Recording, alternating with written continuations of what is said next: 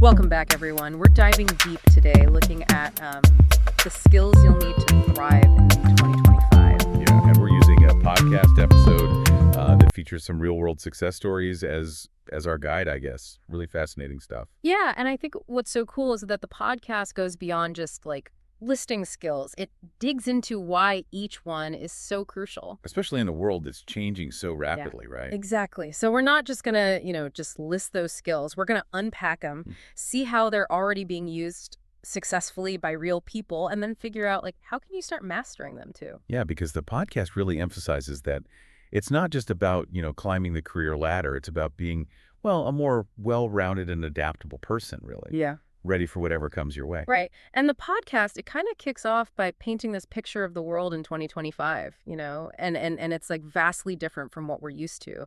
It talks about how technology is evolving at this incredible pace and how globalization means we're more interconnected than ever before. Well, yeah, definitely. I mean, these trends are already having a big impact now, but the podcast argues that they're going to become even more prominent in the next, few years. Think about AI, for example. The podcast argues that AI will increasingly take over those kind of repetitive, routine tasks. And that means, well, it means we humans need to focus on developing skills that machines can't replicate. Yeah, like creativity, complex problem solving, even emotional intelligence. Exactly. It makes you wonder, like, what does it even mean to be human in a world where machines can do so much? That's a great question. And the podcast kind of suggests that in this new landscape, our uniquely human skills will become even more valuable. So it's not about competing with machines, but about focusing on what we do best, connecting with others, thinking critically, and coming up with those creative solutions. And this brings us to the importance of lifelong learning. I found it interesting how the podcast emphasizes that employers aren't just looking for someone with this static skill set. They want people who are adaptable, curious, and eager to keep learning throughout their careers. Yeah, it's that growth mindset that'll be so crucial. And like you said, it's not just about work. Lifelong learning can make us, well, just more confident and adaptable in all areas of our lives, really. So you've highlighted 5 key skills that the podcast identifies as, well, essential for thriving in 2025. Why do you think they prioritize these particular 5? It seems they chose these skills because they represent a blend of, I'd say, technical ability and human-centric skills, which will be essential in a world, increasingly shaped by technology and globalization. Okay, let's jump into that first skill, digital literacy and technology skills. I think a lot of people hear technology skills and they immediately think about coding or complex software, but the podcast argues that digital literacy is about more than just technical know-how, right? You're absolutely right. It's about using technology effectively to solve problems, communicate, and achieve goals, really. They highlight the importance of understanding things like AI and its implications, as well as, being able to analyze and interpret data. So it's not about becoming a programmer necessarily, but about understanding how to leverage technology to your advantage. Precisely. The podcast even dives into the concept of cloud computing and why it's becoming so important. Essentially, cloud computing means accessing and storing data and software over the internet rather than on your personal computer. This has huge implications for, well, how we work, collaborate, and even, just store personal information. It sounds like having at least a basic understanding of these concepts will be pretty crucial in the coming years. Definitely. The podcast argues that even if you're not in a tech-heavy field, having digital literacy will be essential for just navigating everyday life, really. Yeah, and it's not just about, knowing what these technologies are at a surface level. The podcast really emphasizes being able to apply these skills, to real-world challenges. Right. So it's one thing to know what, cloud computing is, but it's another thing to actually know how to use it. To, say, collaborate on a project with a team that's all over the world. Exactly. And that leads nicely into the second skill the podcast highlights, communication. I mean, we all know how crucial good communication is. But the podcast stresses that the nature of communication is changing too. Right, because it's not just about, speaking clearly or writing well anymore. It's about navigating this world where we're constantly interacting with people from different cultures and backgrounds. And that's where the podcast brings up the importance of, well, active listening. They say, in a world of information overload, being able to truly hear and understand other perspectives is, well, more important now than ever. Okay, but isn't there a risk of, overthinking everything, becoming paralyzed by analysis. Like, you're constantly trying to analyze every little nuance of what someone's saying. Doesn't that just slow things down? That's a valid point, yeah. But the podcast acknowledges that active listening isn't about overanalyzing everything. It's more about being present, paying attention to both the verbal and nonverbal cues, Hmm. and making a conscious effort to, well, really understand where the other person is coming from. Right, right. And they make the point that it's a skill, really. You can practice it and get better at it over time. Okay, that makes sense. They also talk about the importance of communicating effectively in English, especially in this increasingly globalized world. Yeah, they emphasize that English has become the main language, the lingua franca, I guess, for Mm. business, science, tech, pretty much every field, really. Being able to communicate fluently in English can open up so many opportunities. It reminds me of that story about Maria, the woman from Mexico who taught herself software development using online resources and then landed a tech job in the US. Her English fluency was like a major factor in her success, I think. Absolutely. Her story really highlights how English can be that bridge to skill mastery and career advancement. So we've got digital literacy, communication. What's next? The third skill the podcast highlights is problem solving and critical thinking. And you might be thinking, wait, aren't those just basic life skills? Yeah. And you'd be right. But the podcast argues that the way we approach problem solving is going to need to evolve to handle the challenges of 2025. Why is that? What's so different about problem solving in the future? Well, they bring up the rise of AI, Yes. right? And the increasing complexity of the problems we're facing. So as AI takes over more of those routine tasks, the problems that are left for humans to solve are, well, they're going to be more complex and nuanced. They'll require creative thinking, collaboration, and the ability to sort through tons of information to find solutions. And then there's the whole issue of misinformation, too. With so much information available online, it can be hard to know what's true and what's, well, not true. That definitely adds another layer of complexity to problem solving. For sure. The podcast stresses the importance of being able to evaluate information critically, identify biases, and distinguish between, fact and opinion. They suggest asking yourself questions like, where did this information come from? Who's the author? What's their agenda? Things like that. That reminds me of something you said earlier about active listening. I feel like there's a connection there. Being a good listener and being a good critical thinker, they kind of go hand in hand. That's a great observation. The podcast doesn't explicitly make that connection, but I think you're right. Being able to, listen carefully and then critically evaluate what you're hearing is essential for good problem solving. Mm-hmm. And they also emphasize how English fluency can help people access a wider range of, well, perspectives and information, really, which is crucial for tackling these really complex problems. It's interesting how English fluency keeps coming up, like as we're talking about each skill, it really underscores how important it is in this increasingly interconnected world. Absolutely. Now, moving on to the fourth skill, the podcast highlights. Emotional intelligence. I know what you're thinking. Wait, emotional intelligence, isn't that a bit soft? I mean, in a world of AI and robots, why do I need to worry about my feelings? That's a common misconception. The podcast argues that in a world where, well, collaboration is so important, emotional intelligence is anything but soft. It's about being able to understand and manage your own emotions as well as the emotions of others. So it's about being self-aware of how your emotions might be affecting your work or your interactions with other people. Right. And being able to, read the emotions of those around you. It helps you build stronger relationships, handle conflict better, and just create a more positive and productive work environment overall. I'm starting to see how this all fits together. We've got digital literacy, which is about understanding and using technology, communication, which is about connecting with others, problem solving, which is about finding solutions, and then emotional intelligence, which is about understanding and managing emotions. It's like a whole toolkit for navigating, the complexities of the future. That's a great way to put it. And the final skill on the podcast list really brings it all home. Adaptability and lifelong learning. I love that they put those two together. It seems like in a world that's constantly changing, being adaptable just means being willing to learn new things. Precisely. The podcast argues that in 2025 and beyond, it's not going to be enough to just have a set of skills. You'll need to be able to constantly adapt, learn, and grow. So it's not just about what you know, it's about your ability to keep learning. Exactly. And they point out that it doesn't have to mean going back to school or getting another degree. It can be as simple as reading books, taking online courses, even just having conversations with people who have different perspectives. I'm curious, what are some of the ways the podcast suggests people can incorporate lifelong learning into their lives? Oh, they have a ton of great suggestions. From using free online resources like, YouTube and podcasts to finding mentors or joining online communities. They also talk about setting aside time for learning, even if it's just a few minutes a day. So it's like making learning a habit, something you do consistently, rather than just when you have to. That's a great way to put it.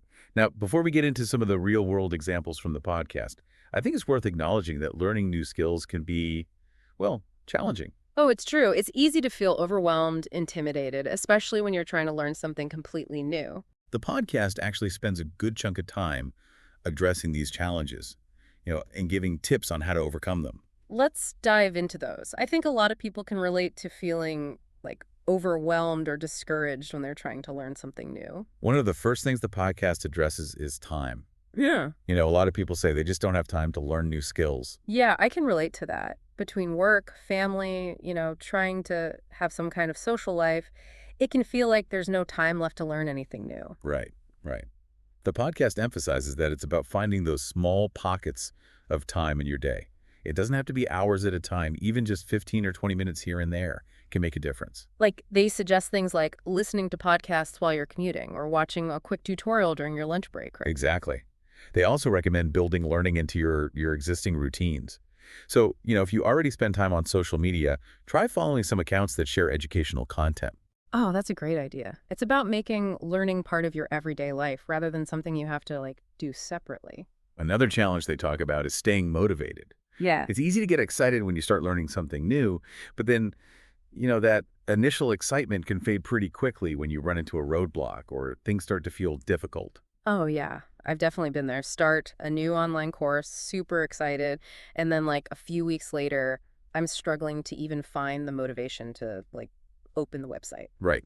So the podcast recommends setting realistic goals and breaking down those big tasks into smaller, more manageable steps.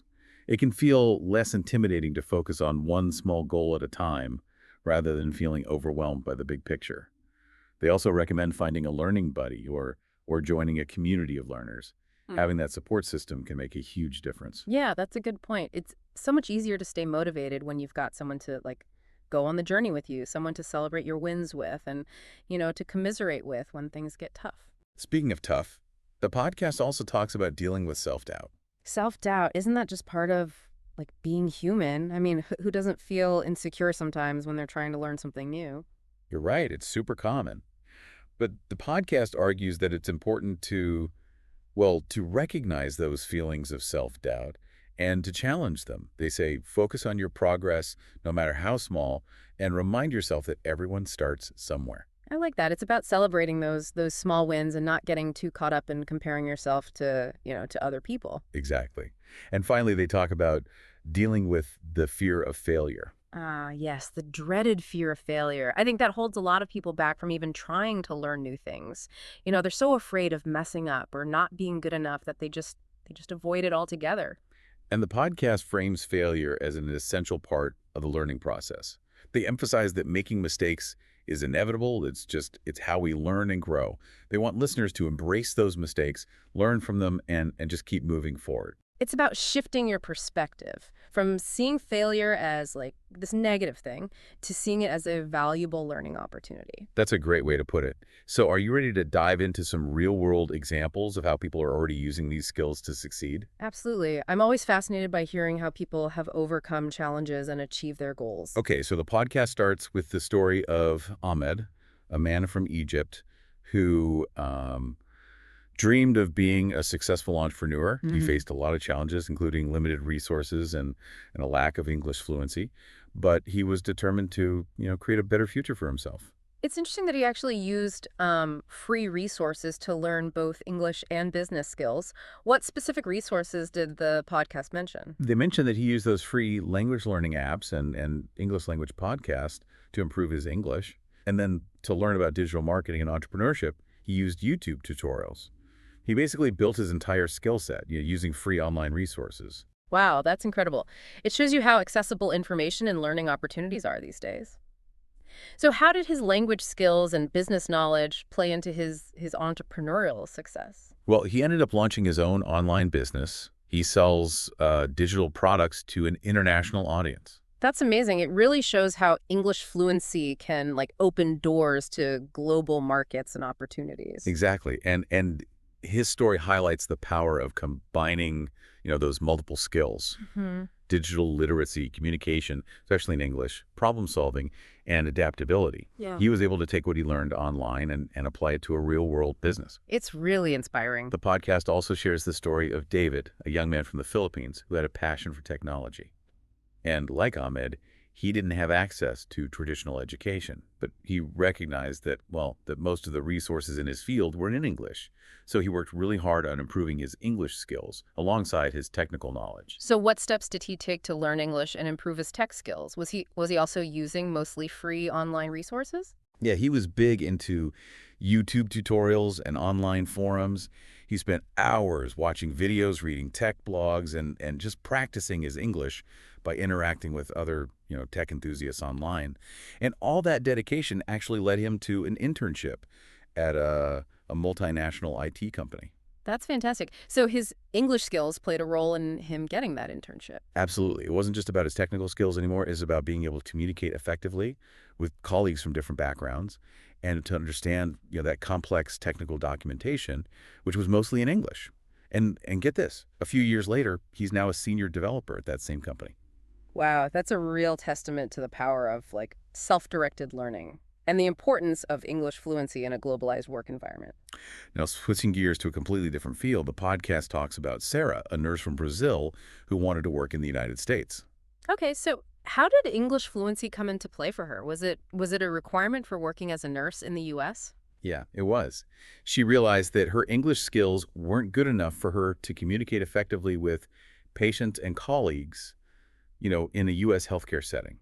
So she enrolled in an online English course that was specifically designed for healthcare professionals. That's a great example of like targeted language learning. It's not just about general English fluency, it's about learning the vocabulary and the communication skills that you need for your specific profession. Exactly.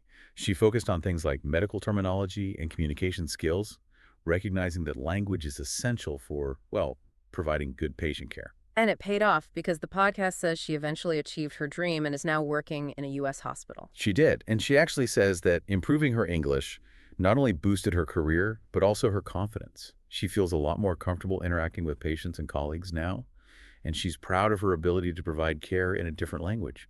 These stories are so inspiring. They really show that no matter who you are or what your goals are, having good English skills can make a real difference. I completely agree. Yeah, it's amazing how these skills can be applied in such different fields. It Yeah. really shows you that these are valuable skills for everyone, not just people in certain industries. Right, right. And something that stood out to me about all these stories is that personal initiative, that growth mindset we talked about earlier. These people didn't just wait around for opportunities to just fall into their laps. They went out and found them. They were proactive, resourceful, persistent, too. They didn't give up, even when they hit those roadblocks.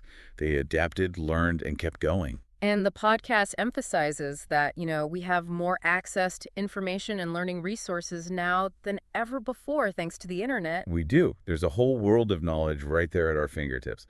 But it's easy to get, overwhelmed by all that information. Yeah. How did the podcast recommend dealing with that? Like, how do you find the resources that are actually relevant to your goals? Yeah, that's a good question. Well, they suggested starting by, really defining your goals. Like, what do you want to achieve? What skills do you need to reach those goals? Once you know that, it's easier to filter out all the noise and just focus on the stuff that's going to help you get there. Okay, that makes sense. And they also talked about the importance of finding trusted sources of information, which is so important now with so much misinformation online.